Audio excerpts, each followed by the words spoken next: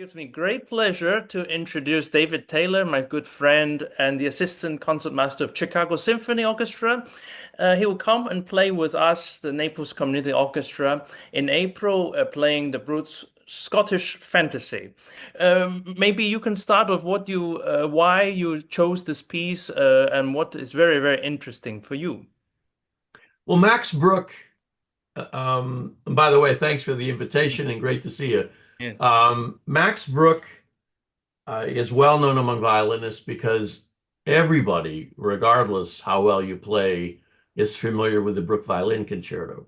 Mhm. There are actually two violin concertos, and interestingly enough, the Scottish Fantasy was actually called the Concerto number three That's true. at various times. Mhm. Um, and it is, of course, like a concerto. It really is.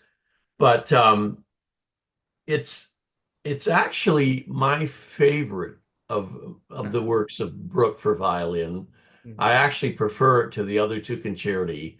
Mhm. It is replete with wonderful melodies. But the Scottish Fantasy is beloved by every violinist. Everybody loves it. And um, I've known the piece for years, at least in my head. I mean, I've listened to recordings. Yes. The most famous recording, of course, is with Jascha Heifetz, the greatest of all violinists. Yes. It was really a signature piece for Heifetz. Yes. There's even a video of Heifetz years ago when he played at quite an advanced age. He conducted and performed the Scottish Fantasy in Paris.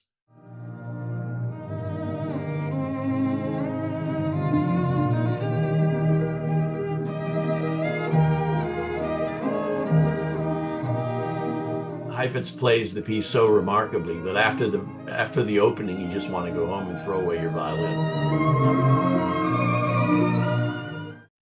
I have to tell you, as somebody who's been in major symphony orchestras now for 50 years, um, I'm trying to think if I've ever heard it played, which is shocking. Um, it is rarely done, and it's a tragedy, really. Mhm. But almost anybody, and everybody loves it because the melodies are great. Um, if you go on Wikipedia, of course, anybody can go online and read up on the concerto if you want to, Yes. is what I did actually, and it was interesting to me. The piece was written in 1880 and dedicated to the great violinist Pablo Sarasate, Yes. and it contains Scottish folk melodies. Mm. But when Bruch made his played the first performance of the Scottish Fantasy, Bruch did not like it. He said he ruined it.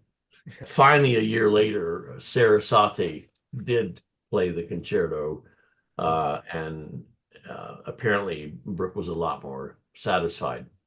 Well, and I can echo and say, I mean, the opening of this Scottish Fantasy is so evocative. Also, is it just beggars belief that he actually didn't travel to Scotland. Still, I think it's so interesting that he went to the library and just read it, and then he wrote it without any association to actually have been there. So I think that is a sign that the sometimes you have to use a lot of imagination as a composer, and that's one of those cases. Well, we just want to say thank you so much for this talk, and we're very much looking forward to having you down here to play with all of us. I'm sure we're inspiration not only to the audience, but also to our orchestra musicians, and of course myself. So thank you very much, David. It'll be fun to spend time with my friend and to meet some of them again because I've heard you conduct there Yeah. in that church, which Yeah. is lovely. Mhm. And of course, to get to the warm weather.